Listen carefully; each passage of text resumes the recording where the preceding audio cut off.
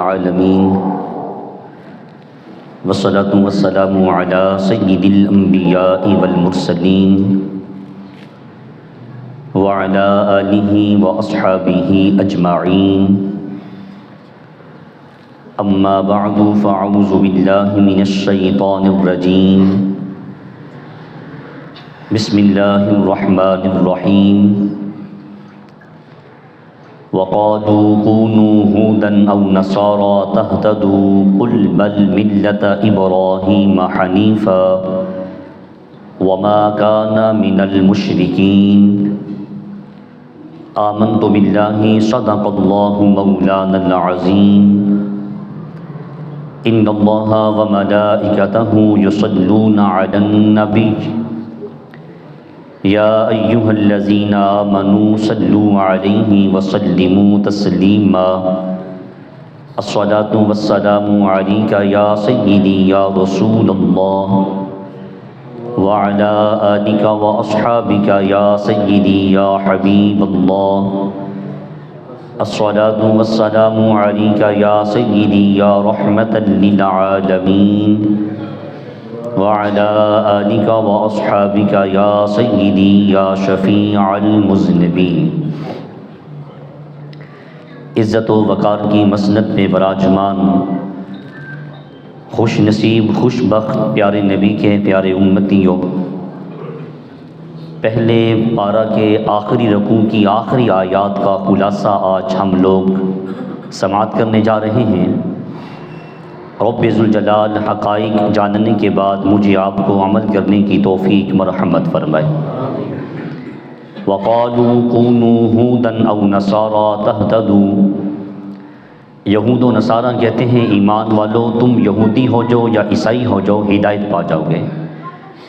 قُلْ بَلْ مِلَّةَ إِبْرَاهِيمَ حَنِيفًا، محبوب علیہ السلام آپ فرما دیجئے ہم تو ملت ابراہیمی پر ہیں، ہم نہ یہودی ہیں نہ نصرانی ہیں، بلکہ ہمارا دین وہ دین ہے جو ابراہیم علیہ السلام کا دین تھا، اور ابراہیم علیہ السلام نے سارے باطل عقائد کو چھوڑ کر سارے باطل عقیدوں سے الگ ہو کر ایک اللہ کی ذات کو پکارتے تھے۔ حنیفہ وہ صرف اور صرف ایک اللہ کی عبادت کرتے تھے۔ وما کان من المشرکین، اور وہ مشرکوں میں سے نہیں تھے۔ پیچھے ہم نے پڑھا کہ ابراہیم علیہ السلام نہ یہودی تھے نہ نصرانی تھے، اور یہاں بتایا گیا وہ مشرک بھی نہیں تھے، بلکہ وہ ایک دین متین کے پیروکار تھے، اس دین کی پرچار کرنے والے تھے، اس دین پہ چلنے والے تھے کہ جس دین کی تبلیغ کریم آقا صلی اللہ علیہ وسلم فرمایا کرتے تھے۔ قولوا آمنا باللہ وما انزل الینا، آپ فرما دیجئے اے محبوب صلی اللہ علیہ وسلم ان لوگوں سے ہم ایمان لاتے ہیں کس پر؟ اللہ پر۔ اب یہاں ہمارے ایمان کی بات کی جا رہی ہے۔ میں رکے ایک بات عرض کر دوں، ہم نے یہ اسپیکر کا بڑا بندوبست کروایا ہے، بڑی دفعہ اس کو ٹھیک کروایا ہے، پیچھے ٹھیک چلتا ہے، جب یہاں آ کے ہم بیٹھتے ہیں نا تو یہ آواز دینا چھوڑ دیتا ہے۔ دعا کریں کہ یہ کسی مسلک کے ساتھ اٹیچ نہ ہو بلکہ ہمارے ساتھ جڑ جائے۔ اب ہم نیچے اس کو بیان کرتے ہیں تو ٹھیک چلتا ہے، اب یہاں بیٹھتے ہیں تو یہ کاریگر نے بڑی کوشش کی ہے، اللہ تعالیٰ اس کو ٹھیک رہنے کی توفیق عطا فرمائے۔ اب یہاں ہمارے ایمان کی بات کی جا رہی ہے۔ قولوا آمنا باللہ، یہ کہتے ہیں کہ تم یہودی ہو جاؤ یا نصرانی ہو جاؤ۔ کہا محبوب آپ کہہ دیجئے ایمان والو آپ کہہ دو آمنا باللہ، ہم ایمان لاتے ہیں اللہ کی ذات پر، وما انزل الینا، اور اس پر جو ہماری طرف بھیجا گیا ہے۔ اللہ کی ذات پر ایمان لاتے ہیں اور اس پر ایمان لاتے ہیں جو کریم آقا صلی اللہ علیہ وسلم پہ نازل کیا گیا ہے۔ کتاب کی صورت میں بولیے کیا نام ہے؟ قرآن مجید، اس کے اندر بے شمار اس کے نام ہیں، یہ ہدایت بھی ہے، متقین کے لیے ہدایت ہے، لوگوں کے لیے ہدایت ہے، اس کے بے شمار نام ہیں، لیکن جو معاشرے میں مشہور بات ہے وہ یہی ہے کہ قرآن مجید، ہم ایمان لاتے ہیں اللہ کی ذات پر اور اس پر جو ہماری طرف بھیجا گیا ہے۔ قرآن مجید ہدایت وما انزل الی ابراہیم و اسماعیل و اسحاق و یعقوب والاسباط، اور اس پر ایمان لاتے ہیں جو ابراہیم و اسماعیل و اسحاق و یعقوب اور آپ کی اولاد پر نازل کیا گیا ہے۔ 30ویں پارے میں سورۃ الاعلی میں کہا صحف ابراہیم و موسیٰ، ہم ابراہیم علیہ السلام پہ نازل ہونے والے صحائف پر بھی ایمان رکھتے ہیں، موسیٰ علیہ السلام کی کتاب پر بھی ایمان رکھتے ہیں۔ ان انبیاء پر ایمان ہے، اللہ کی ذات پر ایمان ہے، اور جو مصطفیٰ کریم علیہ السلام دین متین لے کر آئے ہیں ہم اس پر بھی ایمان رکھتے ہیں۔ وما اوتی موسیٰ وعیسیٰ وما اوتی النبیون من ربہم، اور اس پر بھی ایمان رکھتے ہیں جو موسیٰ اور عیسیٰ علیہ السلام پر نازل ہوا ہے، اور جتنے بھی انبیاء وما اوتی النبیون من ربہم، اللہ کی طرف سے جتنے بھی انبیاء آئے ہم سب پر بولیے کیا رکھتے ہیں؟ ایمان رکھتے ہیں۔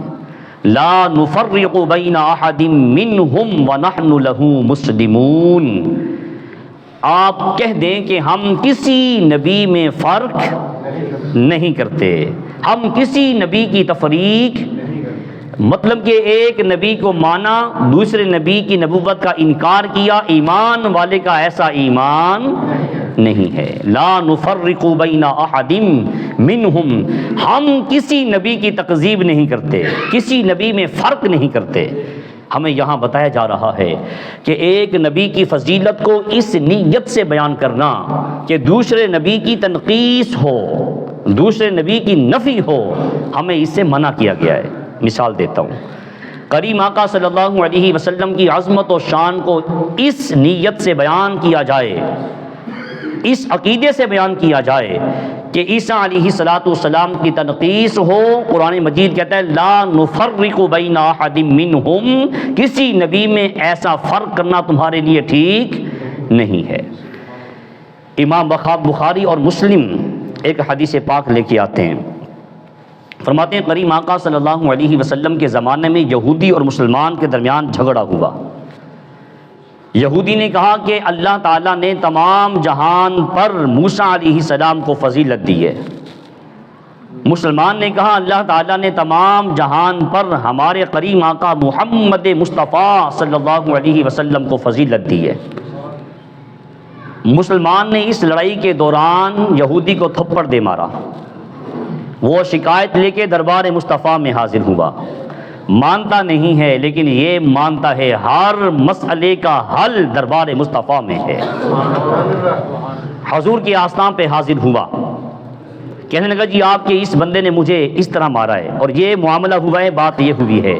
آپ علیہ السلام نے اس موقع پہ کہا کہ مجھے نبیوں پر اس طرح فضیلت نہ دو، کہا خدا کی عزت کی قسم قیامت والے دن جب لوگ قبروں سے نکلیں گے میں دیکھوں گا حضرت سیدنا موسیٰ علیہ السلام مجھ سے پہلے اللہ کے عرش کا پایا پکڑ کے کھڑے ہوں گے۔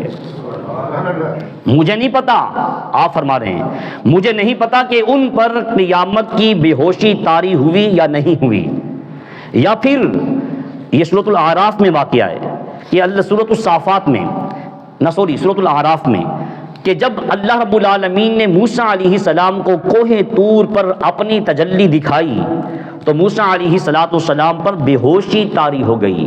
میں اس بے ہوشی کی وجہ سے شاید، مجھے نہیں پتا لیکن شاید محشر کے میدان میں قیامت کی بے ہوشی ان پر طاری نہیں ہوئی۔ میں دیکھوں گا کہ مجھ سے قبل حضرت موسیٰ علیہ السلام اللہ کے عرش کا پایا پکڑ کے کھڑے ہوں گے۔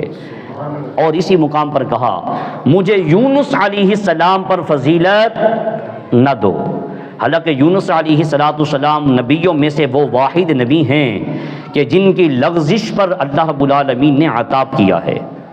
اور یہ سارا واقعہ سورۃ الصافات میں اللہ رب العالمین ارشاد فرماتا ہے کہ میں اگر یونس علیہ السلام میرا نبی اگر وہ دعا نہ کرتے تو میں ان کو مچھلی کے پیٹ سے اس دن نکالتا جس دن مردے قبروں سے نکالے جاتے۔ اور حضور کیا فرماتے ہیں؟ مجھے یونس علیہ السلام پر فضیلت نہ دو۔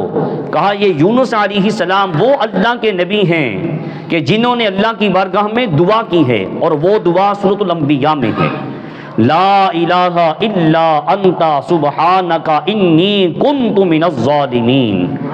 اللہ کی وحدانیت کا، توحید کا اعلان کہ اگر یہ دعا نہ کرتے تو یونس علیہ السلام کو مچھلی کے پیٹ سے میں اس دن نکالتا جس دن مردوں کو قبروں سے نکالا جائے گا۔ تو کہا ایک نبی کو دوسرے نبی پر فضیلت یہ دی جا سکتی ہے، تلک الرسل فضلنا بعضهم علی بعض، ہم نے بعض رسولوں کو بعض رسولوں پر فوقیت فضیلت عطا کی ہے، لیکن تفریق نفی کسی نبی کی نہیں کرنی۔ لا نفرق بین احد منہم، ہم کسی نبی کا انکار نہیں کرتے۔ یہودی اور نصرانی، یہود اور عیسائی، یہ جن عقائد کو مانتے ہیں، جن عقائد پر یہ ایمان رکھتے ہیں، ان عقائد پر ہمارا ایمان نہیں ہے، لیکن یہ جن انبیاء کو مانتے ہیں ان پر ہمارا ایمان ہے۔ یہودی عیسیٰ علیہ السلام کا انکار کرتے ہیں، ہمارے پیغمبر صلی اللہ علیہ وسلم کا انکار کرتے ہیں۔ عیسائی ہمارے نبی صلی اللہ علیہ وسلم کا انکار کرتے ہیں، لیکن ایمان والوں کا ایمان کیسا؟ لا نفرق بین احد منہم، کہاں ہم کسی نبی کا انکار، ہر نبی کی تعلیمات اور ہر نبی پر ہمارا ایمان ہے، لیکن عمل شریعت محمد مصطفیٰ پہ کیا جائے گا۔ وَنَحْنُ لَهُ مُسْلِمُونَ، اور آپ کہہ دو ہم سارے کے سارے اللہ کے تابع فرما ہیں۔ ہم سارے کے سارے کس کی اطاعت میں ہیں؟ اللہ کی۔ اور ہم سارے کے سارے وَنَحْنُ لَهُ مُسْلِمُونَ، قرآن مجید نے بار بار ہمارا نام بتایا ہے کہ تم کون ہو؟ مسلم ہو۔ تم کون ہو؟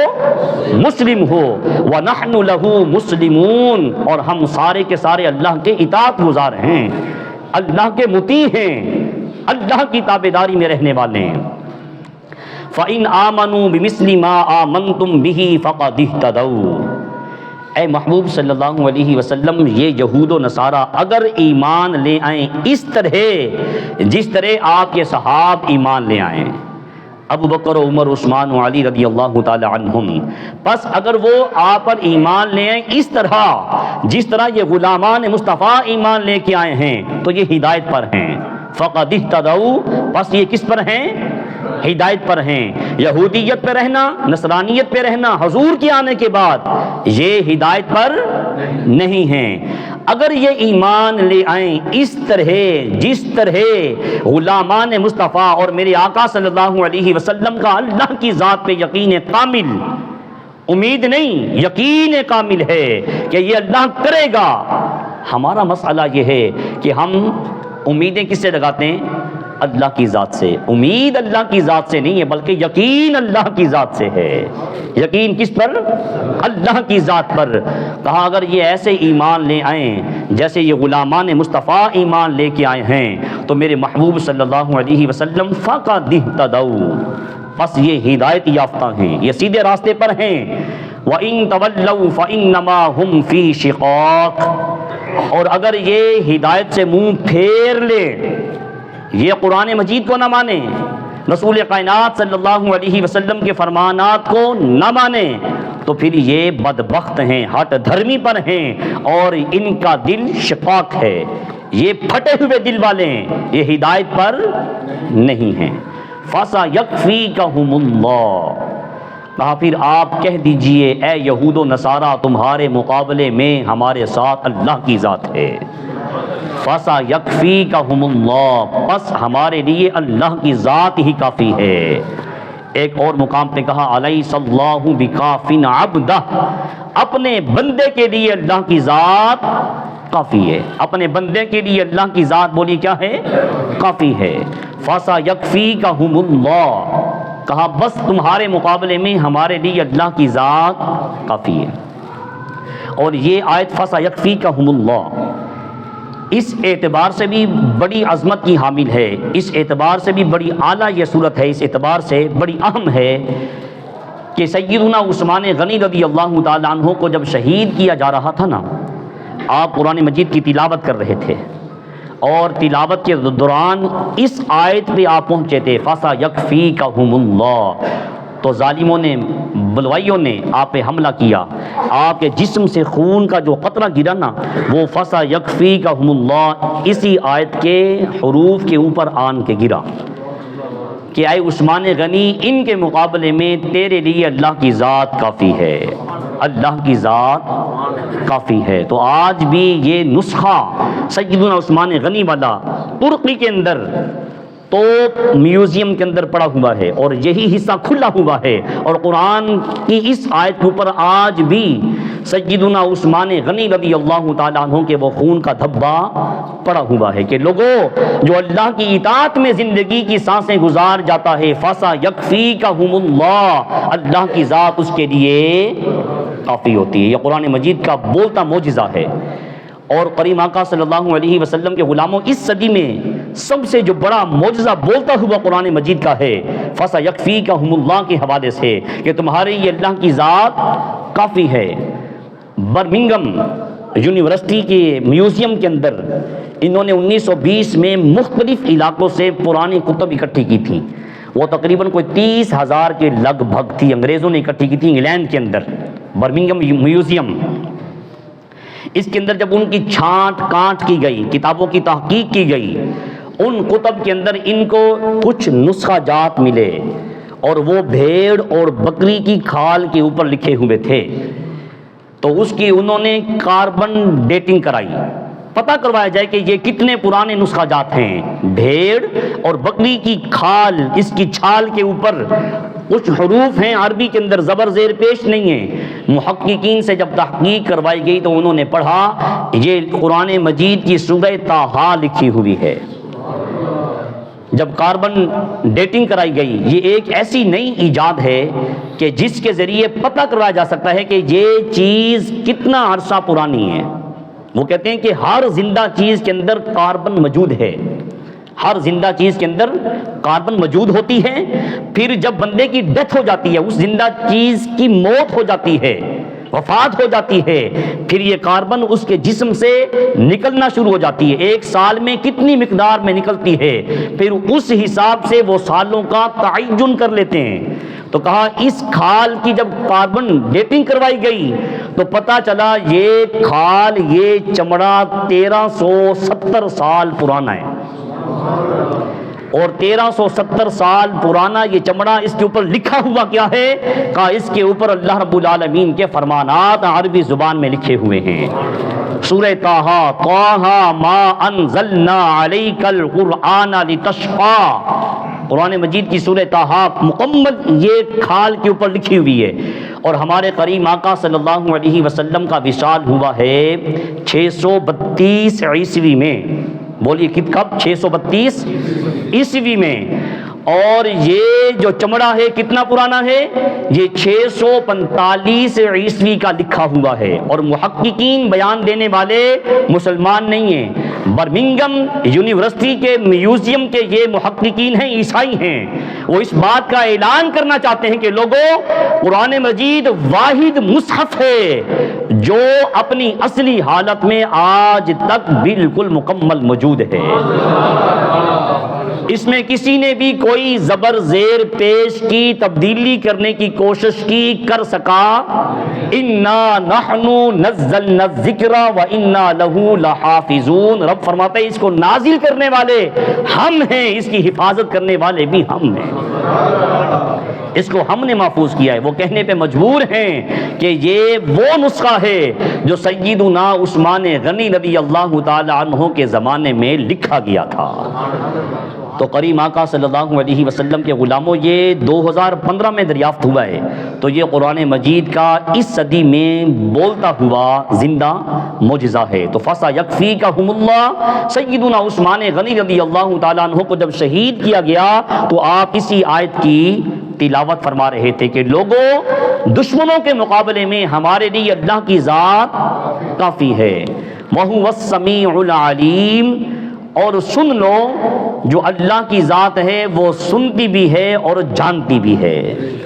تم جو کچھ بھی کر رہے ہو وہ دن کے اجالے میں ہو وہ رات کی تاریکی میں ہو، رب ذوالجلال ہر چیز سے واقف ہے۔ وہ دماغوں کی سکرین پر خیالات بعد میں آتے ہیں، میرا اللہ پہلے ان کو جان لیتا ہے۔ تمہارے قلوب کے اندر وسوسات خیالات بعد میں آتے ہیں، اللہ کی ذات ان پہ پہلے آگاہ ہو جاتی ہے۔ وَهُوَ السَّمِيعُ الْعَلِيمُ، وہ سن بھی رہا ہے اور دیکھ بھی رہا ہے، جانتا بھی ہے۔ صبغۃ اللہ ومن احسن من اللہ صبغہ، کہا اللہ سے بہتر کس کا رنگ ہے؟ اللہ کی ذات کے رنگ سے بہتر رنگ کس کا ہے؟ اس سے مراد آپ یہ کپڑوں کو جو ہم رنگتے اس رنگ کو نہ دیجیے گا، صبغۃ اللہ سے مراد اللہ کی توحید کا رنگ ہے، کہ جس نے اللہ کی ذات کو واحد مانا، اللہ کو اپنا معبود مانا، اللہ کو اپنا مسجود بنایا، اس کے علاوہ کسی کو اپنا حاجت روا مددگار نہیں مانتا، تو کہا اس پہ اللہ کی توحید کا رنگ چڑھ چکا ہے، اس سے بڑھ کے اور رنگ کیا ہو سکتا ہے؟ صبغۃ اللہ ومن احسن من اللہ صبغہ، سب رنگوں سے بڑھ کے بہترین رنگ اللہ کی محبت کا رنگ ہے۔ یہودیت میں ایک یہ رسم ہے کہ جب کوئی یہودیت اختیار کرتا ہے نا تو وہ اسے ایک رنگین پانی سے غسل دیتے ہیں کہ اس کے اوپر یہودیت کا رنگ چڑھ گیا ہے۔ عیسائیوں کے ہاں کوئی بچہ پیدا ہو، کوئی عیسائی ہو جائے تو اسے زرد رنگ کے پانی کے ساتھ وہ غسل دیتے ہیں، اپنی زبان میں وہ کہتے ہیں بپتسمہ، کہ اب اس کے اوپر عیسائیت کا رنگ چڑھ چکا ہے۔ اللہ رب العالمین ان کو جواب دے رہا ہے، یہ رنگ بھی کوئی رنگوں میں سے رنگ ہیں جو پانی سے دھل جائیں، دھوپ سے اڑ جائیں، ہوا سے پھیکے پڑ جائیں، یہ بھی کوئی رنگ ہے؟ آؤ تمہیں میں بتاتا ہوں سب رنگوں میں سے اعلیٰ رنگ کون سا ہے۔ ومن احسن من اللہ صبغہ، سب سے اعلیٰ اور بلند رنگ اللہ کی توحید والا رنگ ہے۔ یہ جس پہ چڑھ جائے پھر اسے کوئی اتار سکتا نہیں۔ کریم آقا صلی اللہ علیہ وسلم نے جب نبوت کا اعلان کیا، ایک معصوم بچہ ہے، اس نے کھڑے ہو کے اعلان کیا تھا، اے پاک محمد علیہ الصلوۃ والسلام، جب تک علی کے جسم میں جان ہے پاک محمد پہ قربان ہے۔ یہ وہ رنگ ہے جو کریم آقا صلی اللہ علیہ وسلم نے چڑھایا تھا، یہ اللہ کی توحید کا رنگ ہے، اور اسے چڑھانے والے مصطفیٰ کریم صلی اللہ علیہ وآلہ وسلم ہیں۔ کہا صبغۃ اللہ ومن احسن من اللہ صبغہ، اللہ کے رنگوں سے بہتر رنگ کون سا ہو سکتا ہے؟ وَنَحْنُ لَهُ عَابِدُونَ، اور تم پکارو، ہم سارے کے سارے اللہ کے عبادت گزار ہیں۔ پیچھے کہا وَنَحْنُ لَهُ مُخْلِصُونَ، ہم سارے کے سارے بغیر ریاکاری کے، بغیر دکھاوے کے، بغیر کسی کو خوش کرنے کے اللہ کی ذات کے لیے عبادت کرتے ہیں۔ اور یہاں کہا وَنَحْنُ لَهُ عَابِدُونَ، اور ہم سارے کے سارے عبادت گزار ہیں، کس کے؟ اللہ کی ذات کے۔ عبادت کرنی ہے اللہ کی، اور اس میں دکھاوا بھی نہ ہو، ریاکاری بھی نہ ہو، کسی سے اپنی تعریف کروانا بھی مقصود نہ ہو، خالصتاً اللہ کی عبادت کرنے والے ہیں۔ وَنَحْنُ لَهُ عَابِدُونَ، ہم صرف اور صرف اللہ کی ذات کی عبادت کرتے ہیں۔ کریم آقا صلی اللہ علیہ وسلم پہ نازل ہونے والے اس پارے کی آخری آیات میں کہا قُلْ أَتُحَاجُّونَنَا فِي اللَّهِ وَهُوَ رَبُّنَا وَرَبُّكُمْ، کہا تم ہم سے اللہ کی ذات کے بارے میں جھگڑا کرتے ہو، تم ہم سے الجھتے ہو، جھگڑتے ہو، لڑائی کرتے ہو اللہ کی ذات کے بارے میں، حالانکہ وہ ہمارا بھی رب ہے، تمہارا بھی رب ہے۔ یہود و نصارہ سے پوچھا جاتا ہے کہ تمہیں کس نے بنایا ہے، تمہیں پیدا کس نے کیا ہے؟ وہ کہتے ہیں اللہ کی ذات نے۔ کس نے؟ اللہ کی ذات نے۔ وہ عیسیٰ علیہ السلام کو اللہ کا بیٹا، حضرت مریم کو اللہ کی بیٹی، اور یہود عزیر علیہ السلام کو اللہ کا بیٹا، قرآن مجید شاہد ہے، ان کے عقائد یہ ہیں۔ لیکن جب ان سے پوچھا جائے تمہیں کس نے بنایا ہے تو وہ کہتے ہیں ہمیں بنانے والا اللہ ہے۔ تو کہا پھر اس بارے میں ہم سے کیوں الجھتے ہو، کیوں جھگڑتے ہو؟ ہم جب عبادت اللہ کی کرتے ہیں، سجدہ اللہ کی ذات کو کرتے ہیں، پھر اس معاملے میں ہمارے سے الجھتے کیوں ہو؟ ہمیں کیوں کہتے ہو یہودیت اختیار کر لو یا نصرانیت اختیار کر لو؟ جب تمہارا اور ہمارا رب اللہ ہے تو پھر آؤ نا عبادت بھی صرف اس اللہ کی کریں۔ عقیدہ سیکھ کرو کہ اللہ کا کوئی بیٹا نہیں ہے، کوئی بیٹی نہیں ہے، نہ اسے نیند آتی ہے نہ اسے اونگ آتی ہے، وہ ہر وقت اپنی طاقت کے ساتھ لم یزد ہے۔ قل اتحاجوننا فی اللہ وہو ربنا وربکم، نہ جھگڑو ہم سے اللہ کی ذات کے بارے میں، وہ ہمارا بھی رب ہے اور تمہارا بھی رب ہے۔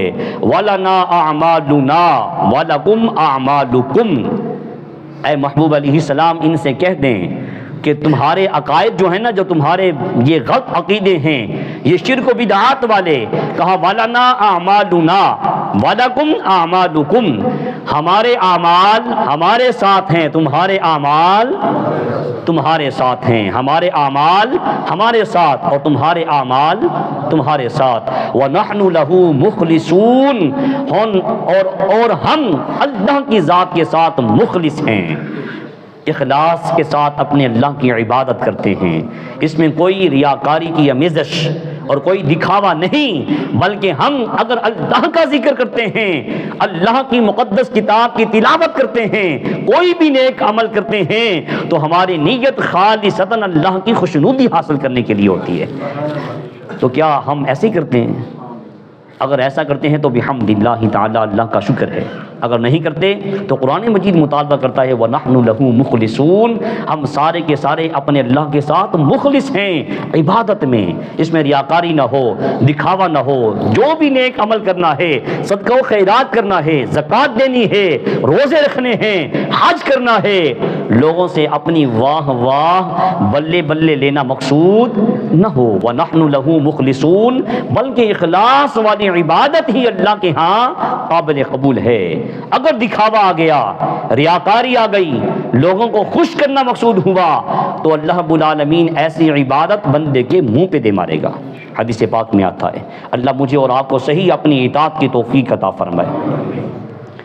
ام تقولون ان ابراہیم و اسماعیل و اسحاق و یعقوب والاسباط کانوا ھودا او نصارا، اے محبوب صلی اللہ علیہ وسلم آپ فرما دیجئے کہ بے شک ابراہیم و اسماعیل و اسحاق و یعقوب اور ان کی اولاد یہ سارے کے سارے ایک اللہ کی عبادت کرنے والے تھے، یہ یہودی بھی نہیں تھے، نصرانی بھی نہیں تھے، بلکہ یہ سارے کے سارے ایک اللہ، ملت ابراہیم حنیفہ، یہ ایسی ملت کے ماننے والے تھے، ایسے دین کے پیروکار تھے کہ جس میں عبادت صرف اور صرف اللہ کی ذات کی جاتی تھی۔ کسی کی تصویر کو لٹکا کے اس کے سامنے اس کی پوجا پاٹ نہیں کی جاتی تھی، کسی قبر کو ان کے نظریے میں مزار بنا کے اس کی پوجا پاٹ وہ لوگ کرتے تھے۔ کہا ابراہیم و اسماعیل اسحاق و یعقوب ان کی اولاد ہرگز یہ عمل نہیں کرتے تھے۔ انہوں نے ابراہیم و اسماعیل علیہ السلام کے مجسمے ان کے بت بنا کے بیت اللہ کے اندر لٹکائے ہوئے تھے اور اس کے سامنے سجدہ ریز ہوتے تھے۔ کہا یہود و نصارا یہ تمہارا باطل عقیدہ ہے، ابراہیم و اسماعیل اسحاق و یعقوب اور ان کی ساری اولاد یہ صرف اور صرف عبادت کرتے تھے تو کس کی؟ اللہ کی ذات کی۔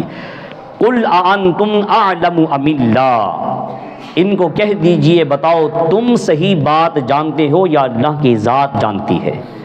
یہ جو تمہارا دعویٰ ہے کہ ابراہیم اور اسماعیل اور ان کی اولاد یہودی تھی، عیسائی کہتے ہیں نصرانی تھے، کہا میرے محبوب ان سے فرما دو اللہ جب کہہ رہا ہے یہ یہودی بھی نہیں تھے، نصرانی بھی نہیں تھے، مشرک بھی نہیں تھے، تم کہتے ہو تھے، ان سے پوچھو تم بہتر جانتے ہو یا اللہ کی ذات بہتر جانتی ہے؟ بتائیے کون بہتر جانتا ہے؟ ہمارا ایمان ہے، کون بہتر جانتا ہے؟ اللہ کی ذات۔ کہا قل اانتم اعلم ام اللہ، تم بہتر جانتے ہو یا اللہ کی ذات بہتر جانتی ہے؟ تو یہ کہیں گے اللہ کی ذات بہتر جانتی ہے۔ تو ان سے کہیں ومن اظلم ممن قتم شہادۃ عنده من اللہ، اس آدمی سے بڑا ظالم کون ہوگا جس کے پاس اللہ کی طرف سے گواہی شہادت آ جائے اور پھر شہادت کو وہ چھپائے، گواہی کو چھپائے۔ ان کے پاس یہ علم تھا، تورات و انجیل میں یہ باتیں موجود تھیں۔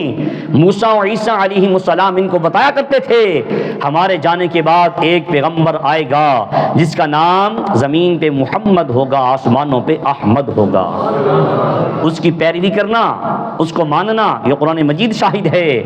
لیکن ان کے پاس یہ باتیں موجود تھیں، جو نہیں جانتے تھے نا، ان کے سامنے جب یہ تورات و انجیل تلاوت کرتے نا، وہ آیات جس کے اندر نبی کریم علیہ الصلوۃ والسلام کی حسن و جمال کا تذکرہ ہوتا، کریم آقا علیہ الصلوۃ والسلام کی صفات و کمالات کا بیان ہوتا، لوگ سن رہے ہوتے، ان آیات کا ایک تو یہ دھوکہ یہ کرتے، تعویل، ترجمہ، تشریح اپنی مرضی سے کرتے، اور دوسرا یہ کرتے جب وہ آیات آتی ان کو تلاوت نہیں کرتے تھے۔ جن کو پڑھنا نہیں آتا تھا وہ تو اپنے علماء پہ اندھے واں یقین کرتے تھے، تقلید کرتے تھے۔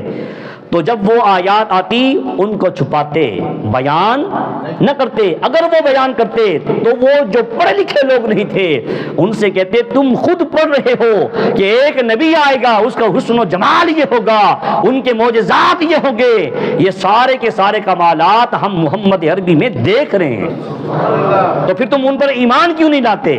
تو ان کی یہ روزی روٹی، ان کی یہ دکانداری بند ہوتی تھی، اس لیے وہ ان کے سامنے وہ آیات تلاوت نہیں کرتے تھے جن کے اندر کریم آقا صلی اللہ علیہ وسلم کے معجزات، حسن و جمال بیان کیے ہوئے تھے۔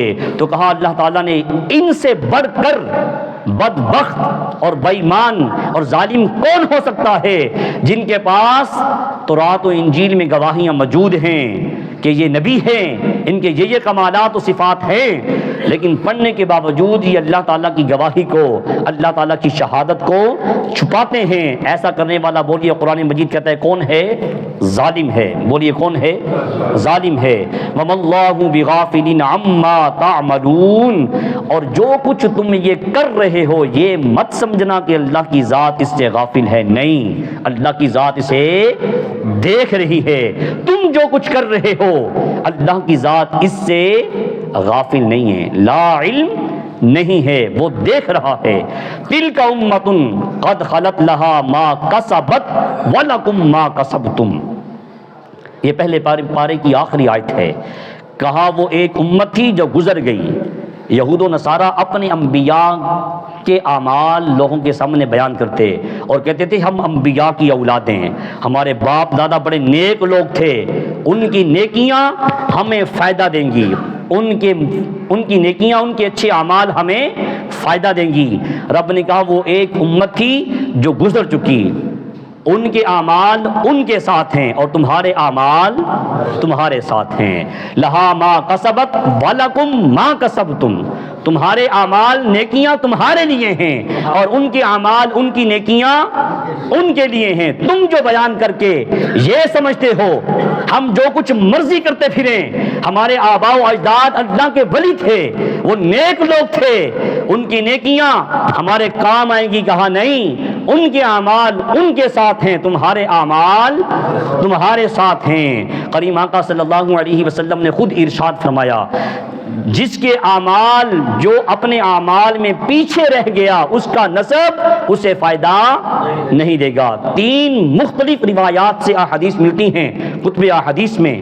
کریم آقا علیہ الصلوۃ والسلام نے سیدہ فاطمہ سے کہا تھا اے بیٹی دنیا کے مال میں سے جو لینا چاہو لے لو، لیکن اعمال کرنا تمہیں اپنے اعمال کا خود اللہ کی بارگاہ میں جواب دینا ہے۔ حالانکہ سیدہ فاطمہ کو خود فرمایا تھا یہ جنتی عورتوں کی سردارہ ہے، یہ جملہ کہہ کے اللہ کے محبوب نے میری اور آپ کی تربیت فرمائی ہے کہ لوگوں اس مغالطے میں نہ رہنا کہ ہمارے والدین بڑے نیک تھے، ہم جو کچھ مرضی کرتے پھریں ان کی نیکیوں کی وجہ سے اللہ ہمیں بخش دے گا، کہا نہیں، لہا ما کسبت ولکم ما کسبتم، اے لوگوں ان کے اعمال ان کے ساتھ ہیں، تمہارے اعمال تمہارے ساتھ ہیں۔ وَلَا تُسْأَلُونَ عَمَّا كَانُوا يَعْمَلُونَ، اور یاد رکھنا تم سے ان کے اعمال کے بارے میں سوال نہیں کیا جائے گا، تم تم جو دھڑلے سے اللہ کی نافرمانیاں کرتے پھر رہے ہو کہ ہمارے ماں باپ بڑے نیک تھے، کہا وہ ان کے جو اعمال تھے ان کے بارے میں تم سے ہرگز نہیں پوچھا جائے گا کہ وہ کیا کرتے رہے، بلکہ تم سے تمہارے اعمال کے بارے میں پوچھا جائے گا۔ یہ آج ہمارا پہلا پارہ مکمل ہوا، سورۃ البقرہ کا پہلا حصہ۔ کچھ ماہ میں ہم نے اس کا ترجمہ اور تشریح اور خلاصہ ہم نے سماعت کیا۔ اس میں جو غلطی کوتاہی ہوئی اللہ رب العالمین مجھے آپ کو معاف فرمائے، جو صحیح باتیں ہیں اللہ مجھے آپ کو سمجھنے کے بعد عمل کی توفیق عطا فرمائے۔ وما علینا الا البلاغ، سنت ادا فرما لیں۔